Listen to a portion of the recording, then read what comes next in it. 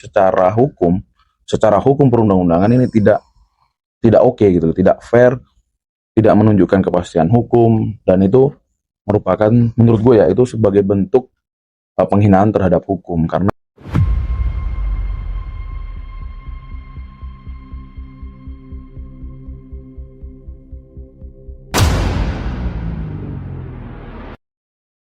Diskusi kita kali ini lebih ke undang-undang BUMN yang baru.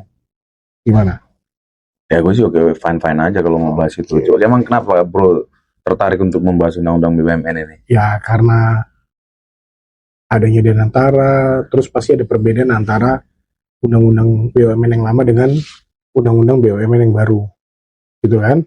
Ya kalau gue sih secara pribadi, karena kebetulan gue lebih senang membahas yang sifatnya berbau pidana, gue tertarik membahas ini karena sempat heboh kan. Ada yang bilang bahwa Danantara ini mengelola anggaran yang sangat besar, tetapi pengawasannya 1 triliun cuy ini. 1000 1000. minimal, Iya, itu iya. 1000 triliun. Tapi 1000 triliun, pengawasannya sorry. sangat minim. Kemudian mereka nggak bisa dipidana menggunakan undang-undang korupsi. Jadi sebenarnya gue lebih tertarik membahas itu, apakah betul kekhawatiran tersebut gitu loh. Berarti yang lo sebutin tadi itu udah termasuk bagian dari komponen perbedaannya dong. Perbedaan dari undang-undang BUMN yang lama sama undang-undang BUMN yang baru. Ya kalau kita melihat dari sisi sederhananya, ya itu termasuk komponen perbedaan, karena kan orang menjadi membahas gitu loh. Pada undang-undang BUMN yang lama kan itu nggak pernah dibahas, tetapi sekarang dibahas setelah berlakunya Undang-Undang Nomor 1 Tahun 2025 gitu loh. Menurut lu sendiri, dengan adanya undang-undang BUMN yang terbaru ini, ada nggak kayak konsekuensi hukumnya? Ya kalau dibilang nggak ada konsekuensi hukum ya pasti ada lah. Jadi sebenarnya kita mesti berangkat bahwa sebenarnya perubahan undang-undang BUMN ini kan, kalau kita lihat ide besarnya itu berkaitan dengan pembentukan Danantara ya. Iya. Ide semangat pembentukan Danantara ini menurut gua mesti kita apresiasi lah ya. Bahwa tujuannya itu untuk memaksimalkan investasi, memaksimalkan pendapatan, keuntungan dari BUMN. Dividen dari BUMN. Gitu loh. Jadi niat awalnya itu baik, cuman ada satu kekhawatiran bahwa ini kan mengelola dana yang sangat besar. Sebagaimana kita lihat di dalam undang-undang BUMN itu sendiri kan sudah ditentukan bahwa modalnya itu paling sedikit 1000 triliun. Jadi ada kekhawatiran, karena kan BUMN kita selama ini selalu rugi selalu kan ada di kondisi seperti itu gitu loh. Jadi ada kekhawatiran di masyarakat bahwa ketika dana yang sebesar itu dikelola, tetapi kalau pengelolaannya tidak dengan hati-hati, kan ada potensi menimbulkan ekonomi kita kolaps. Karena anggarannya begitu besar. Iya. Bahkan bank-bank himbara kan ada juga di bawahnya Danantara ini gitu loh. Dan selain itu juga keberadaan menterinya juga, kalau yang sekarang ini kan dia itu selaku dapat bertindak sebagai RUPS ya kan, kalau memang pemegang kalau memang seluruh saham itu dimiliki oleh negara. Jadi sebenarnya menurut Dan gini, gimana? memang kan ada pembahasan menarik di masyarakat ya. Tetapi kita mesti melihat dulu juga, apakah betul-betul yang dikhawatirkan masyarakat itu ada di dalam undang-undangnya. Kita mesti lihat ya, contoh seperti yang tadi gue bilang soal ada kekhawatiran soal pengawasan dan segala macamnya ya. Sebenarnya ada prinsip dasar di dalam undang-undang itu yang berubah ya. Contoh kalau gue sebut ya, di dalam ketentuan pasal 3H ayat 2, di sana disebutkan bahwa keuntungan atau kerugian yang dialami badan dalam melaksanakan investasi sebagaimana dimaksud pada ayat 1 merupakan keuntungan atau kerugian badan. Nah, ini merupakan salah satu pasal yang berbeda dengan ketentuan sebelumnya ya. Kalau sebelumnya kan kerugian keuangan negara jatuhnya masuknya. Jadi kalau di undang-undang BUMN sebelumnya itu tidak ada penyebutan secara tegas berkaitan dengan ini gitu. Makanya kemudian dalam putusan MK, dalam putusan beberapa perkara-perkara pidana yang terkait dengan BUMN, kerugian BUMN itu dianggap sebagai kerugian keuangan negara. Cuman kalau kita lihat di sini kan konsepnya itu diarahkan bahwa ya kalau kerugian badan, ya kerugian badan gitu loh. Termasuk juga ketentuan pasal 3X kalau nggak salah ya. Ya, 3X ayat 1 itu mengatur bahwa organ dan pegawai badan bukan merupakan penyelenggara negara. Nah, ini juga salah satu pasal yang menarik perhatian masyarakat. Karena apa? Dengan organ dan pegawai badan bukan merupakan penyelenggara negara, ada kekhawatiran dari masyarakat bahwa organ maupun badan maupun pegawai badan ini bukan lagi merupakan subjek dari tindak pidana korupsi gitu. Oh, kalau misalnya dikaitkan dengan undang-undang pemberantasan tindak pidana korupsi itu sendiri ya. Nah, jadi sebenarnya gini, berkaitan dengan status pegawai ini, Iya. kalau kita lihat sebenarnya di Undang-Undang Pemberantasan Korupsi menyebutkan, menyitir bahwa kenapa dulu pada satu undang-undang lama direksi, dewan komisaris, Bisa kemudian ditarik. pengawas dari BUMN itu bisa ditarik sebagai subjek dari tindak pidana korupsi, khususnya sebagai subjek penerima suap atau gratifikasi ya, karena di dalam penjelasan pasal 5 ayat 2 itu disebutkan bahwa penyelenggaraan negara itu mengacu kepada Undang-Undang Nomor 28 tahun 99 tentang penyelenggaraan negara yang bersih, bebas dari korupsi, kolusi, dan nepotisme. Nah, di dalam Undang-Undang KKN ini, penyelenggaraan negara bebas KKN ini, organ BUMN itu termasuk sebagai penyelenggara negara.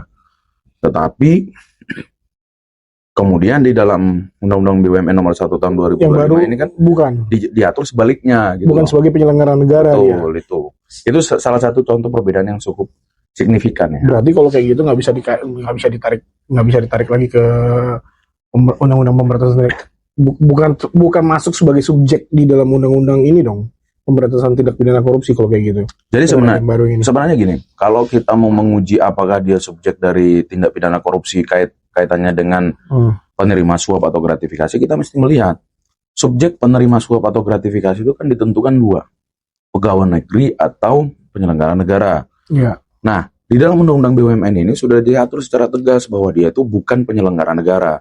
Artinya ketentuan di dalam Undang-Undang Pemberantasan Korupsi, Undang-Undang Penyelenggaraan Negara Bebas Korupsi, bebas KKN yang menyebutkan bahwa organ BUMN itu termasuk penyelenggara negara itu dianggap tidak berlaku lagi. Karena apa? Sudah ada Undang-Undang BUMN.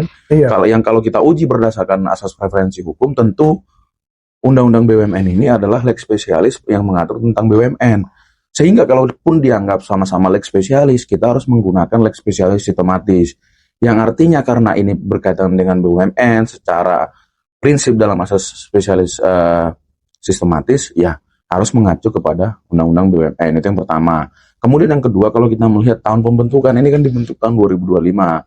Sedangkan undang-undang terkait dengan penyelenggaraan negara bebas KKN ini itu kan dibentuk tahun 99.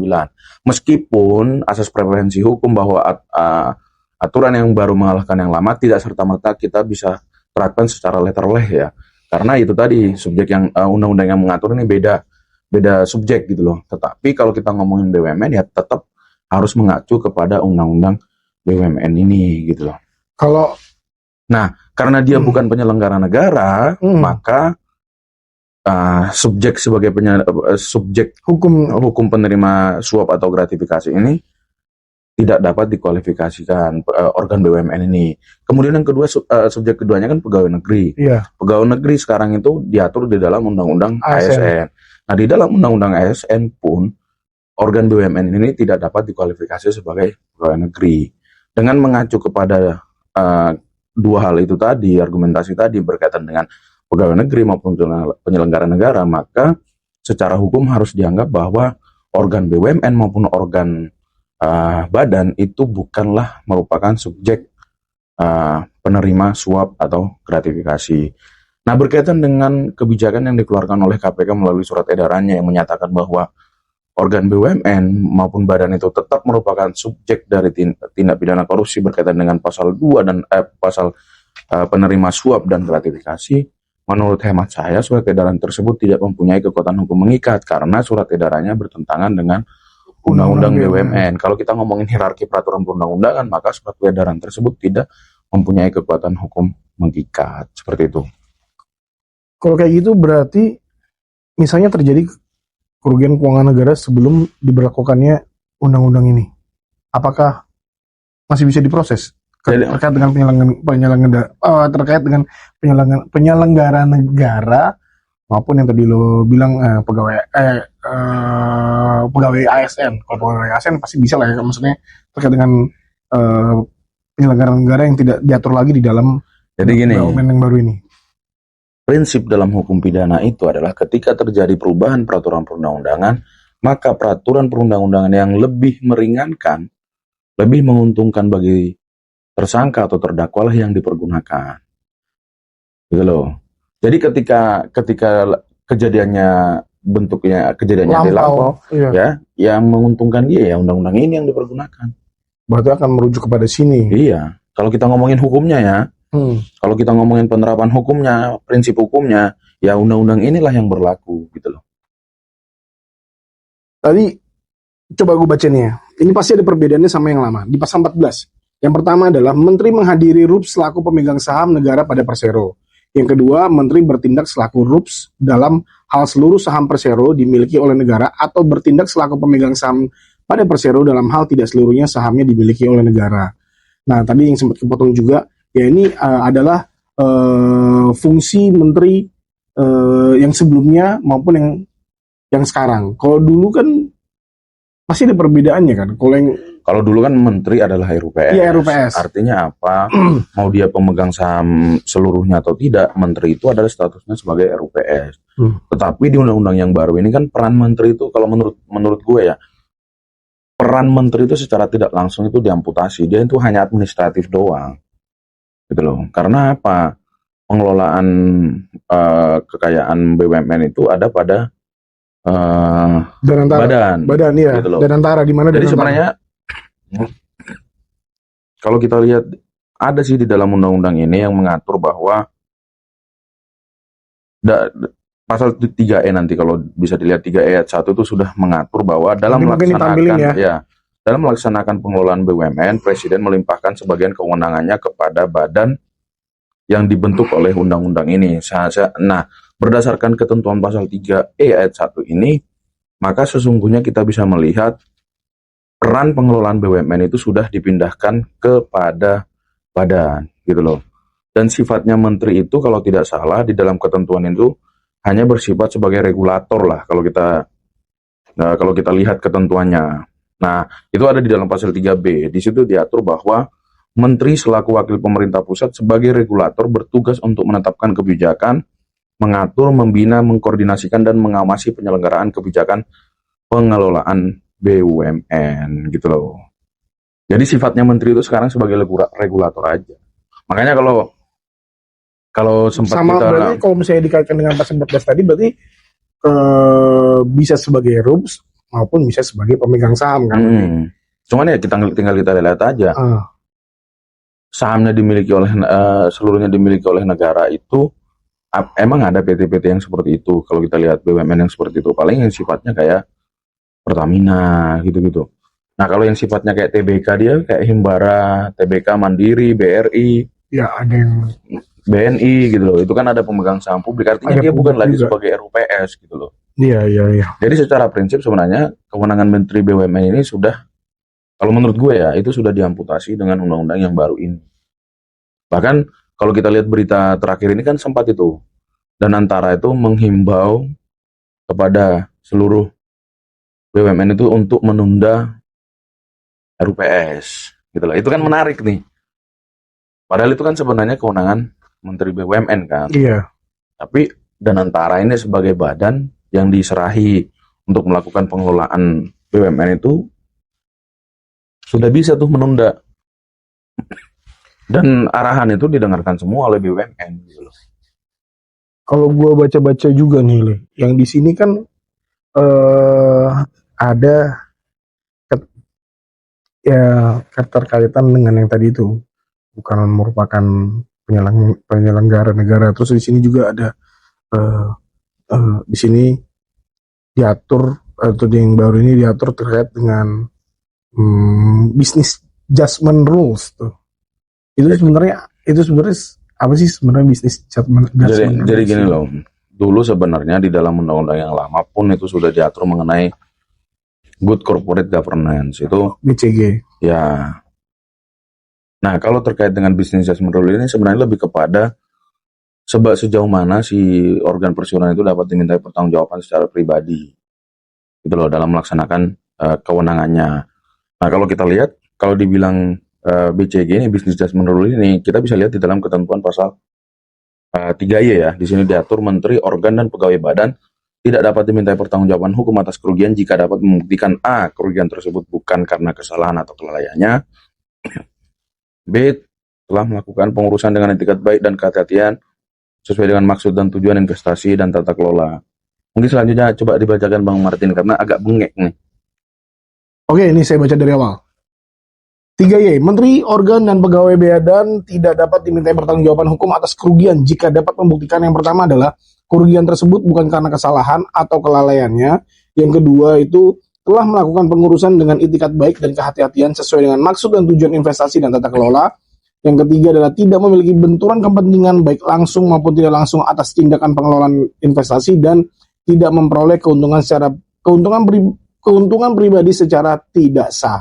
Berarti ini terkait ini ruang lingkup dari bisnis adjustment rules itu sendiri, gitu. Mumpung ada teman-teman di sini, mungkin kira-kira ada yang mau bertanya, satu atau dua orang? Saya mau nanya Pak. Apa? Jadi kalau dengan adanya UU BUMN yang baru, itu gimana prinsip bisnis adjustment rule-nya yang diatur dalam UU yang baru ini Pak? Apa ada dampak hukumnya bagi direksi BUMN sendiri? Ya seperti yang tadi sudah saya jelaskan di dalam 3Y ini bahwa ya menteri, organ, atau pegawai badan itu tidak dapat diminta pertanggungjawaban atas kerugian jika memang dapat membuktikan bahwa kerugian tersebut bukan karena kesalahannya atau kelalaiannya. Kurang lebih seperti itu. Gimana Pak Leo? Kalau gue sih lebih tertarik ini. Sebenarnya pertanyaan ini pertanyaan yang menarik ya. Kalau kita memahami konstruksi yang dibangun dalam ketentuan BCG di dalam undang-undang yang baru ini ya, Business Adjustment Rule ini ya. Jadi sebenarnya ini lebih kepada untuk melindungi supaya tidak ada kasus-kasus seperti Tom Lembong. Kalau menurut gue ya. Kalau kita lihat Tom Lembong baik di dakwaan maupun di tuntutan, penuntut umum itu sudah menegaskan bahwa memang dia tidak mendapatkan keuntungan apapun ya. Nah, kalau salah satu yang membebaskan menteri, organ, dan pegawai badan dari pertanggungjawaban pidana di dalam 3 ini kan, dia tidak memperoleh keuntungan pribadi secara tidak sah. Artinya apa? Jika kondisi Tom Lembong yang sekarang dihadapi Tom Lembong ini terjadi berdasarkan undang-undang ini, maka dia nggak bisa dimintai pertanggungjawaban pidana gitu loh, karena dia tidak ada keuntungan. Kenapa ini perlu diatur? Karena di dalam pasal 2 pasal 3 itu mengatur bahwa menguntungkan orang lain atau suatu korporasi pun tetap dapat dipidana. Gitu loh. Jadi menurut gua 3Y ini betul-betul untuk melindungi si menteri, organ, dan pegawai badan. Gitu loh. Berarti untuk jadi contoh nih, ada kasus menteri, organ, atau pegawai badan ini terjadi kerugian keuangan negara. Tetapi dia nggak mendapatkan keuntungan, ya dia nggak bisa dipidana. Dengan mendasarkan kepada 3Y ini. Berarti ini bisa kalau misalnya kita tarik ke diskusi yang sebelumnya bahwa udah bisa diimplementasikan dong pasal ini? Sangat bisa diimplementasikan. Untuk meringankan dia. Bukan sekedar meringankan, bahkan dia kan di sini judulnya menteri, organ, dan pegawai badan tidak dapat dimintai pertanggungjawaban pidana loh. Artinya dia dibebaskan dari pertanggungjawaban pidananya kalau dia tidak mendapatkan keuntungan pribadi secara tidak sah. Gitu. Kayak kasus Tom Lembong inilah, dia kan di dalam dakwaan maupun tuntutan kan sudah tegas disebut dia tidak mendapatkan keuntungan sepeser pun ya. Ya ini kan dengan diberlakukannya undang-undang ini yang sekarang ini berarti sebenarnya ini bisa menguntungkan buat dia dong. Kalau menyangkut masalahnya Tom Lembong ini kan nggak ada kaitannya sama BUMN kan. Cuman ya agak lucu juga kerugiannya di dalam kasus Tom Lembong ini kan dibilangnya kerugian BUMN. Pertanyaannya kalau itu menyangkut kerugian BUMN, apakah undang-undang ini berlaku atau tidak? Itu. Cuman kan posisinya si Tom Lembong itu adalah sebagai Menteri Perdagangan, sedangkan menteri yang dimaksud dalam undang-undang ini kan Menteri BUMN dan Menteri Keuangan, gitu loh, kalau tidak salah. Seperti itu. Oke, kurang lebih seperti itu. Gimana? Udah cukup jawabannya? Ada pertanyaan lain tidak ya? Ada 10 orang, 15 orang. 20 bahkan di sini kayaknya. 20 orang. Ada lagi kira-kira sebelum kita tutup? Cukup Pak. Insightful sekali. Oke. Kalau begitu ada yang mau disampaikan lagi nggak nih sebelum kita tutup? Kalau menurut gua ya, ini yang mesti dipahami dalam penerapan terkait undang-undang BUMN ini adalah jangan sampai undang-undang BUMN ini hanya sebagai pajangan, hanya tertulis, tetapi dalam praktik penegakan hukum justru dikesampingkan begitu aja dengan menggunakan semacam surat edaran lah, seperti itu gitu. Kalau surat edaran bisa mengesampingkan ketentuan di dalam undang-undang BUMN ini, maka rusak hierarki pembentukan peraturan perundang-undangan di Indonesia. Kenapa saya bilang rusak? Undang-undang bisa disimpangi melalui surat edaran, undang-undang bisa disimpangi melalui keputusan bersama atau keputusan badan. Ini secara hukum perundang-undangan ini tidak oke gitu, tidak fair, tidak menunjukkan kepastian hukum, dan itu merupakan, menurut gue ya, itu sebagai bentuk penghinaan terhadap hukum, karena undang-undang bisa disimpangi melalui aturan yang lebih rendah. Iya, buat apa dibikin ya kan, kalau kayak gitu jadi kan buat apa dibikin. Ya cuman buat pajangan doang jadinya gitu. gitu loh. Makanya ke depan kita mesti ada ketegasan dalam penegakan hukum, ya tegakkanlah hukum sesuai dengan apa yang sudah tercantum atau tertuang dalam peraturan perundang-undangan gitu. Oke. Kurang lebih begitu dulu kali ya. Di episode kita kali ini kita mungkin akan bahas di tema-tema yang lain, atau mungkin teman-teman yang lain juga bisa ngasih ide ke kita kira-kira mau bahas apa di video-video selanjutnya. Betul. Oke, jangan lupa like, komen, dan subscribe, dan sebarin video ini ke teman-teman kalian biar teman-teman kalian bisa dapat edukasi hukum dari kami. Thanks for watching. Khususnya buat orang-orang yang bekerja di BUMN harus menonton podcast ini supaya mendapat insight khususnya berkaitan dengan kedudukan kalian sebagai subjek hukum berkaitan dengan undang-undang tindak pidana pemberantasan tindak pidana korupsi. Seperti itu. Oke. Sekali lagi jangan lupa like, komen, dan subscribe. Share. Share. Oke, thank you. See you next. Thank you for watching.